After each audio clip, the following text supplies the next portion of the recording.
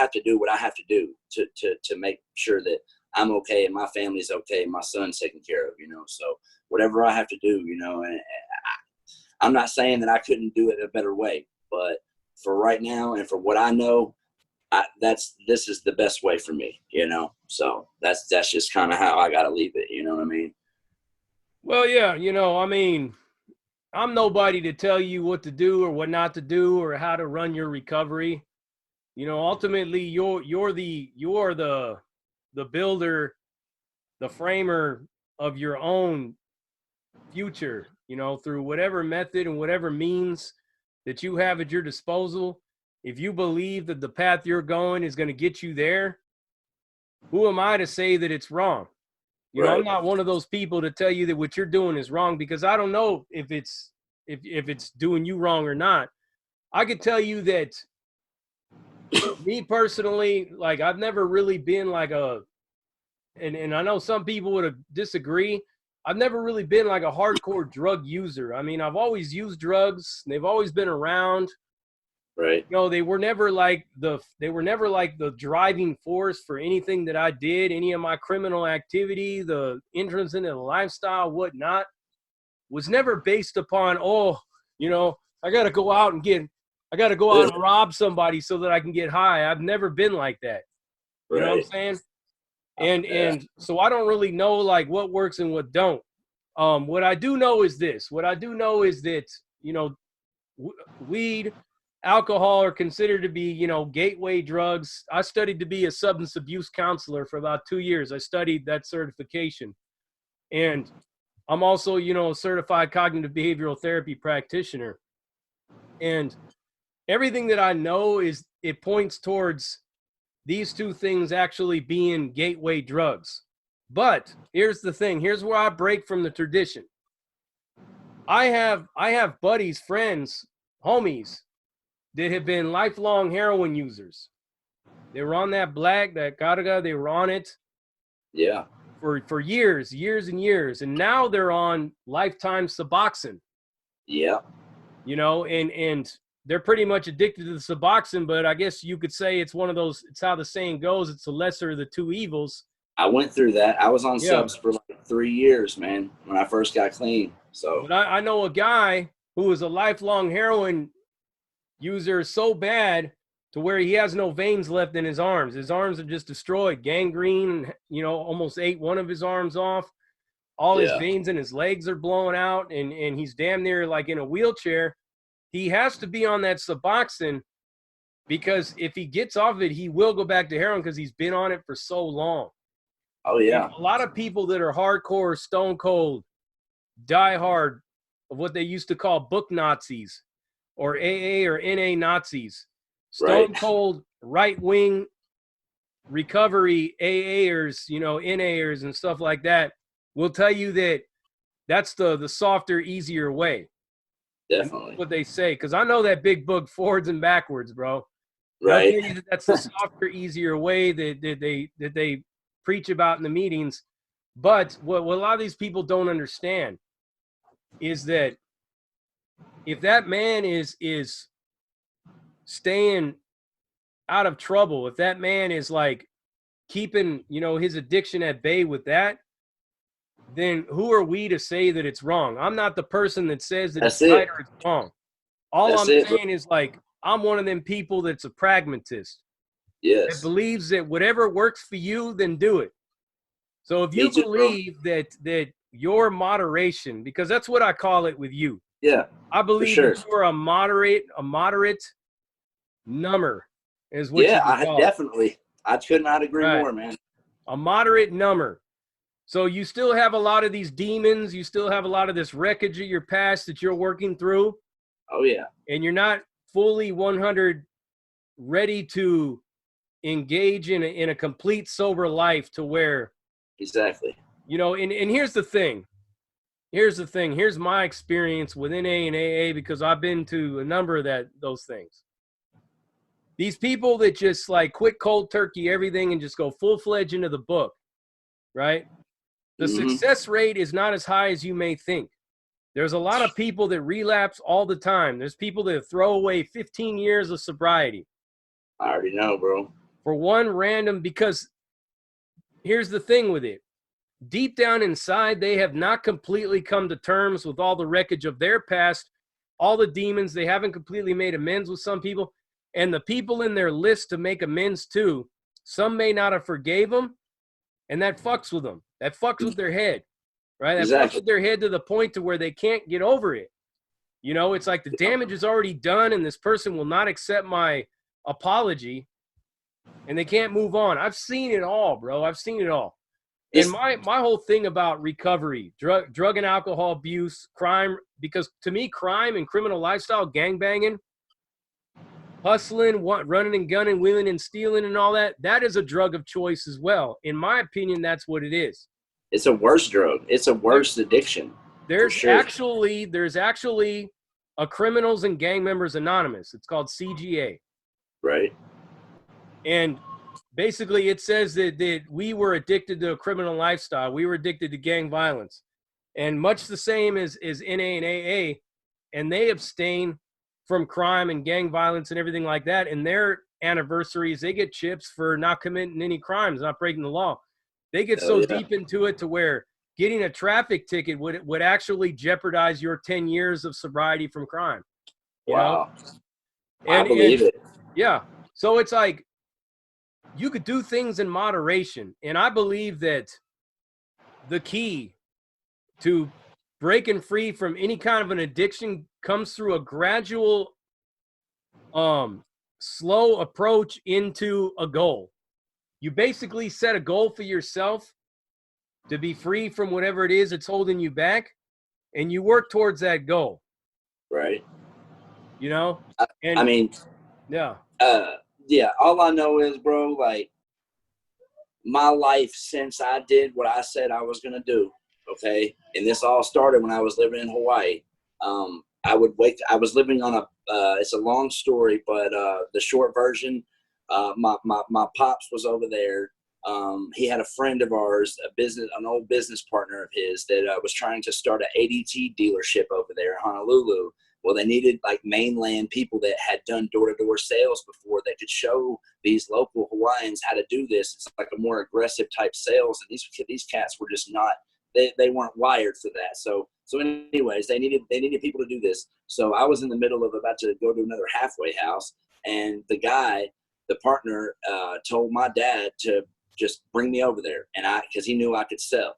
And so I went over there and like, man, just the whole, just being on the beach, the family vibe of Hawaii, and just God did it, man. He really did. He finally blessed me with the knowledge of just what was really important. And from then on, I was much better. Anyways, what was it that you were talking about? I had a point to that, but now I lost it when I started talking about Hawaii. What were you saying?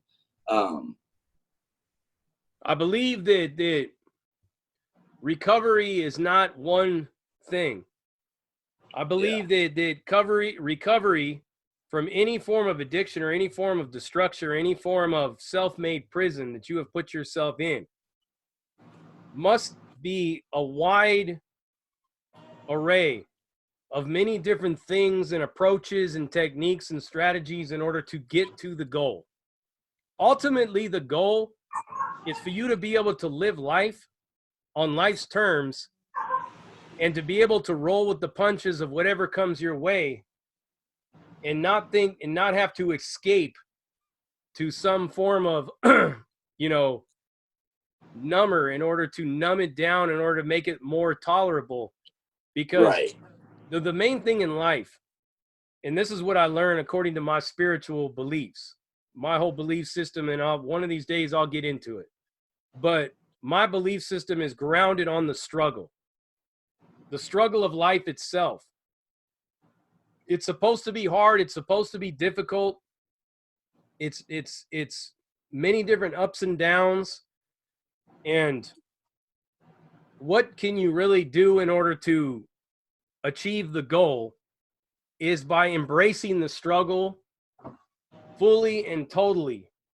That's what I was gonna say, bro. I remember now, like that is what I had to learn was like not putting so much value on these small failures, like, okay, I slipped up and did some bars. Okay, well, am I going to ruin my entire life because I did that? Or am I just going to suck it up and be like, okay, well, you messed up. Let's jump back on and start over.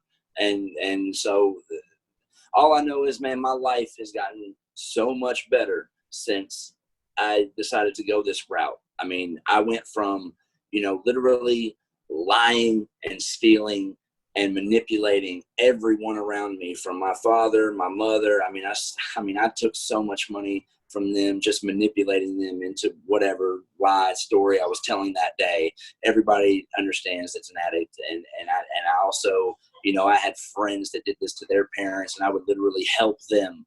I mean, I could have ran like a school for scoundrels. Like, that's how like deep the shit got. Like, I mean, we were like faking being halfway house managers and saying that like certain people, friends of ours, owed money to this halfway house, but you had to bring it in cash, and like all this crazy shit that like only someone that was enabling would believe. But believe it or not, I mean, it worked, so I mean, it went deep, man, and it went on for a long time. And so I was willing to try anything to make this better and to get my old self back. Because when I was in high school and I was growing up, I mean, I'm not trying to sound corny, but like, I was a cool motherfucker, you know what I mean? Like, I was cool. I mean, I had friends. I was just a normal kid, man.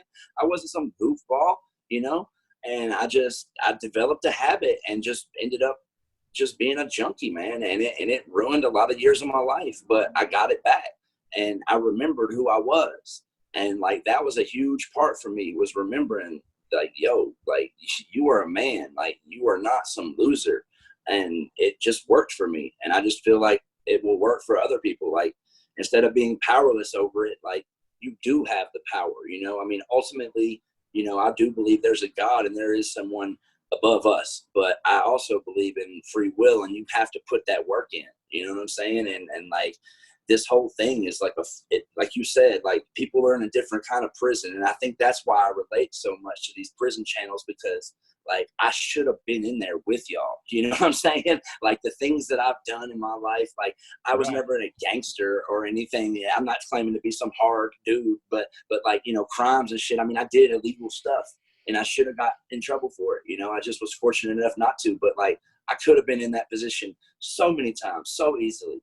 And so I started hearing all these stories, and it was just like, became like a very vivid like thing, like, shit, like, that could have been me. You know what I mean? Like, I'm so glad that it wasn't, you know what I mean? And like, I'm trying to understand and show other people like, yo, you can learn from these cats, and you don't have to go that route. You don't have to go the route I went either. Like, that there was a rehab counselor one time that told me, and I'll never forget this shit because it brought me to tears. She said, Chris, she said, I don't care if I say my first name.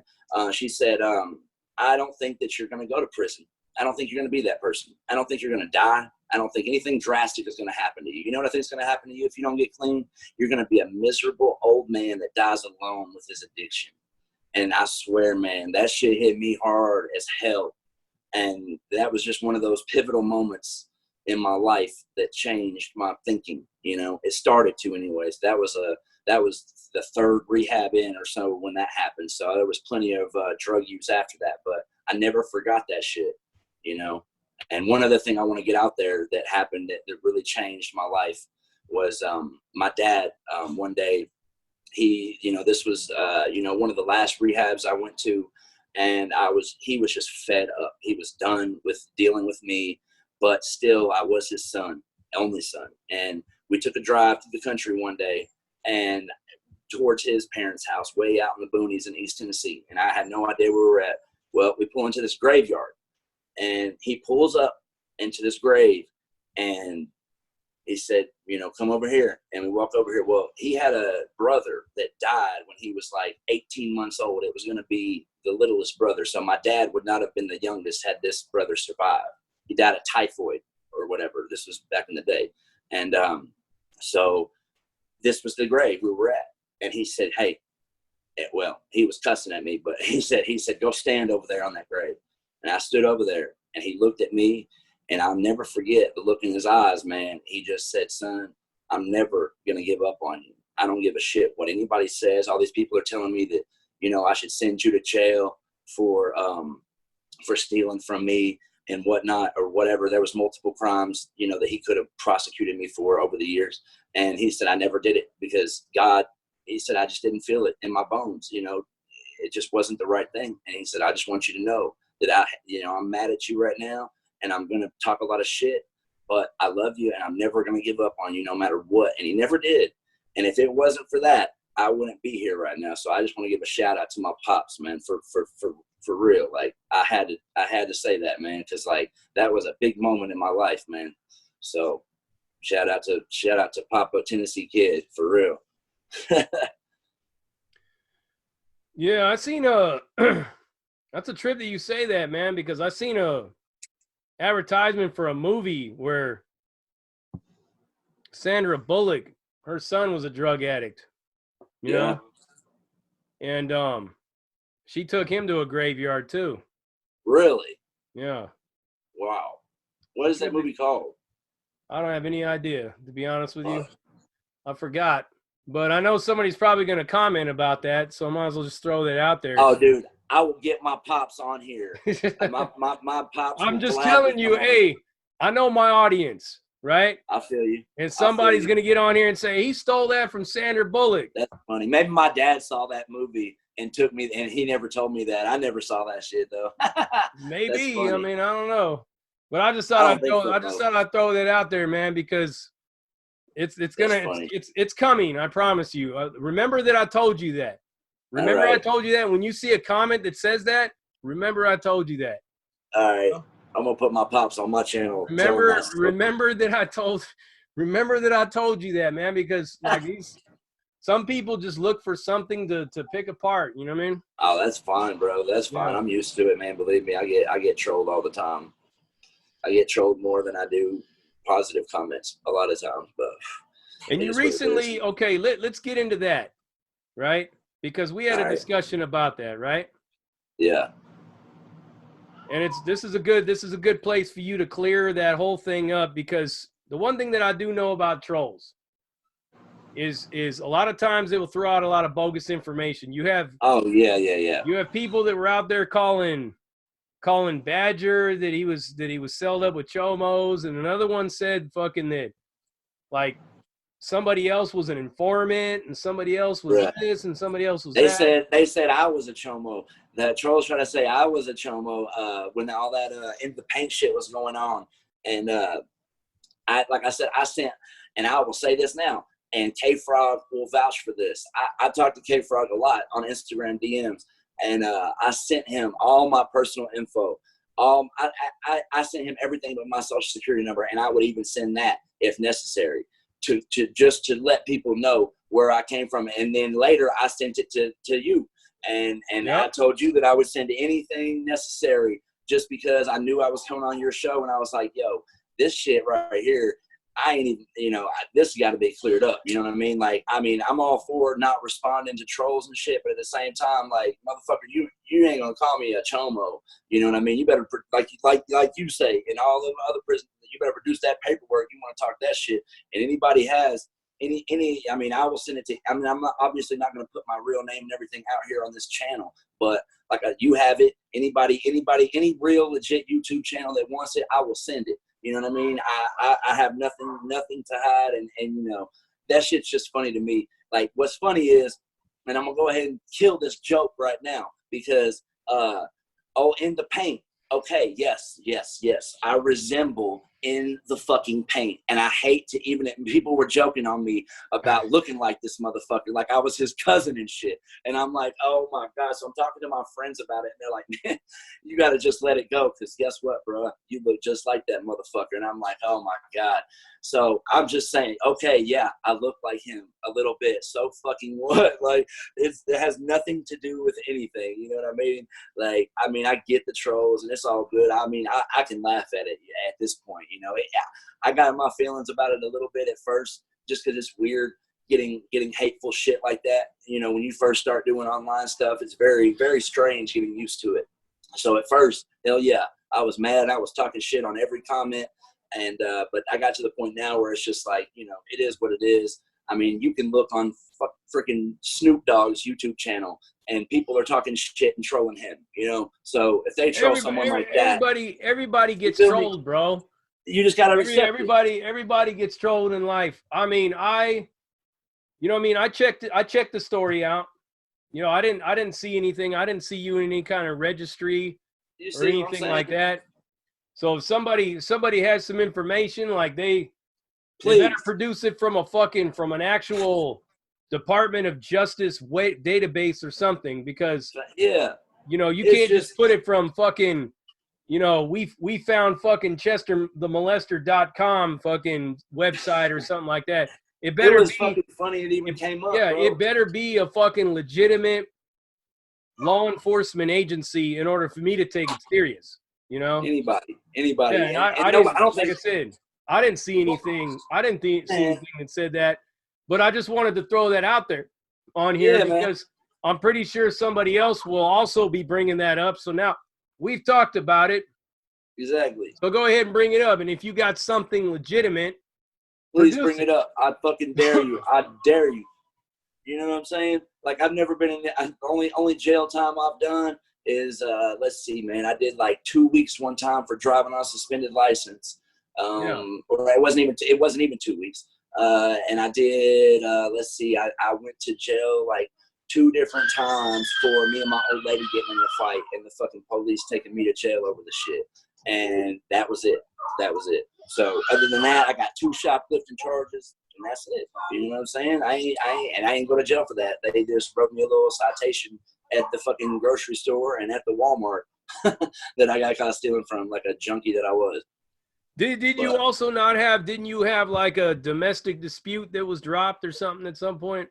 Yeah. Oh yeah. I had a domestic assault. Let's see. I had a domestic assault that was dropped because I don't want my old lady to walk in here, but I'm going to tell the story quietly.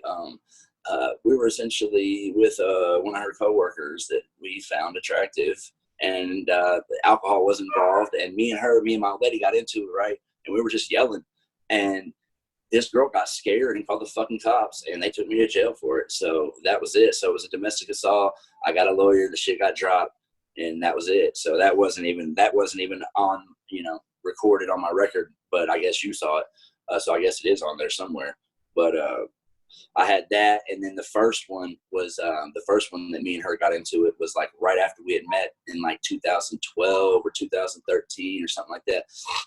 And it was a domestic assault that I pled out to offensive touching or aggressive touching or some shit like that, which sounds like a fucking chomo charge, but if you look it up, it's just a assault charge that you plead out to, you know what I'm saying? So I wanted to get the fuck out of jail. So, of course, I pled guilty to that shit and got out because I was kind of guilty that time. Like, we definitely got into it. I definitely fucking mushed her against the wall by the arms, you know, and I'm not afraid to admit that. Like, she'll come in here and tell you right now, you know, I'm not a woman beater. But, you know, when alcohol's involved, you know, yeah, she's right here. When alcohol's involved, you know, shit happens. And I'm not proud of it, you know, but it did definitely happen. But, you know, that's it. You know, that's the only skeletons I have in my closet is that I did jack my old lady up one time for sure. But, you know, and I regret it. And I would never do it again. But it did happen, you know. But we've moved on and, you know. But that's it, man. Like I said, anybody can check my resume, man. I don't got nothing on me. Well, I appreciate you sharing that with me. I mean, yeah, man. You know, it is what it is, man. I mean, you know, it's really it would get to the point to where I think almost every man on this planet has been faced with something similar to that. Especially if you're dealing with drugs and alcohol. Oh, dude, we were drinking, and she was literally, and she, like I said, she'll tell you this. She was literally punching at me, and I'm trying to get her to stop punching at me. I don't know really what to do at this point. I'm wasted, so I just, you know, and you know, sometimes being a man, you don't realize, you know, when you can't put your hands on a woman, man. You don't know your own strength, you know. Exactly. I jerked her against the wall, and this shit scared her, man. And she called the fucking police on me. You know, that's what happened. And they took me to fucking jail. For real. So, Well, that's good, man. I'm glad, you know, we were able to clear all this up right here. For That way sure. there's no confusion. That's why there's nobody Yeah. that has anything to say about anything like that at all. You No know? doubt. Hey, I ain't lying about that graveyard shit either, man. That really, I can't believe there's a movie with that shit. That really irks me, man. Yeah, Like, I swear to goodness, yeah, if there's anybody really comments on that, I swear to you and every viewer out there, I will get my pops on my channel, and I'll just follow, just come check my videos. You don't have to subscribe if you don't want to, but just come check my videos every now and then, and you'll see it up. Like, just put something in the comments if y'all really want me to put that on there, because I really wasn't making that up, man. That was coming from my heart, man. That was like one of the most pivotal moments in my fucking life, man. Like, real well, yeah, talk, I bro. mean, I'm not saying that it will. I'm just saying that if it does, don't be surprised. No, You you're know? good, man. I kept, that was in the back of my head ever since you said it. I was like, man, because that was like a really like heartfelt moment for me, bro. So I don't want somebody to like think I was like being like fake or like trying to just do that for a fucking story. You know what I mean? I got plenty of stories. You know, I don't got to make shit up. You know? No, don't worry about it, man. I mean, we covered the most of it. You know, we basically talked about, you know, everything that was supposed to come out, you know, talking about your direction in recovery. And Yeah. we'll go ahead and get into this before we close it out. All right. That what I want to say basically to the viewer is that, you know, this man has a direction on how he deals with his recovery. He's not doing heroin. He's not running around out there with drug dealers. He's not doing all that shit. So if he feels that, you know, smoking a blunt every now and then, drinking a couple of beers every now and then, and he's keeping it in moderation, then he's doing better than a lot of people that are white knuckling it in the recovery program, that are mad at the world and that are angry and that just bring a lot of negativity to these meetings. But Exactly. it's not for everybody. So don't think that me or him is endorsing No. moderate approach to numbing whatever. It's a last resort type thing, Yeah. man. Like, I mean, if you've tried and nothing else is working, you know, I'm just saying there is a last resort. Try the moderate gradual It approach happened to if it work. works for you. The main Exactly. thing is to stay engaged in your recovery and find out the best roadmap for you to follow that leads to your goal, to be able Family, to man. to be able to deal with the wreckage of your past, to be able to deal with the demons that you may have, you know. And if somebody says you're taking an easier, softer way, well then, you know, just basically, you know, whatever. Because Don't worry about it. ultimately it's up to you to decide how your recovery is going to unfold. It's not People up tell to me that all the anybody time, else. man. Yeah, Yeah. people tell me that all the time. I'm taking that I'm not clean and I don't, you know, da, da, da, da, da. And okay, that's fine. But my life is, I'm happy with it right now. I have a full-time job with full benefits. You know, I work overtime. I bust my butt for my family, you know, and I have priorities. I take care of them. You know, yes, I smoke weed. You know, I live in Denver. You know, it is what it is. You know, it helps me, and that's just what it is. You know, and my wife works, and my son goes to a good daycare, and we all have health insurance, and we all have cars, and you know, nobody's rich over here. You know, I'm not rich at all, but I have everything I need and most of what I want. You know, and I feel like I wouldn't do good if I was rich, man. I would kill myself. I'm just that kind of person. I'm destructive, and I know that about me. God wants me right where he has me. Nice, simple job, and just surviving and appreciating what I have, staying humble every day, man. Every day when I drive to work and I listen to my Nipsey Hussle in the car. Shout out to Nipsey Hussle, man. R.I.P. I listen to my Nipsey Hussle in the morning, and I get motivated, and I appreciate the fact that I'm not in a jail cell and I'm not in a rehab bed, because don't get it twisted. You know, the violence isn't there, but rehabs and psych wards, man, it's just like jail as far as miserableness. You know what I mean? Like, it's miserable. And so you can be miserable anywhere. Like, I give it to the people that were in the pen, that there is no comparison to what you guys had to deal with, for sure. It's, you know, but there is a part of it that we can all share, and that's just misery. You know what I'm saying? And the struggle, like you said, bro, you know, and like, it's all about that. Like I believe it was Frederick Douglass that said there was no progress without struggle, or I don't know. I actually got it from the movie Higher Learning. I'm not even going to front, but I know that it was a famous quote, but it resonates though. You know what I mean? Like you've got to struggle, man. You got to realize what is important, and you can't. Some people can't figure that out until they lose it. You know. So I was just fortunate enough to have a strong support system, and I got back on my feet. And that was a lot to do with it too. You know, had I not had any support, I don't think I could have done it the way I did it. But I did have a family. So, you know, just keep that in mind. Don't give up. Don't give up, man. It's never too late. As cornball as that sounds, it's true as hell, man. Like you can do it. You know, you can do it. You can do it your way. You can do it the 12-step way. Much respect to all the people that are clean that way. And much respect to the people that are like me. You know, like we're all trying to just survive out here, and I'm doing okay right now. So until that changes, I don't feel any reason to change. You feel me? So that's pretty much it, bro. That's pretty much it, bro. Awesome. So you have your own channel. You want to go ahead and give a shout out to your channel? That way people know where they find man. My channel is it's just Tennessee Kid. Just look it up on YouTube. My Instagram is the same, Tennessee Kid.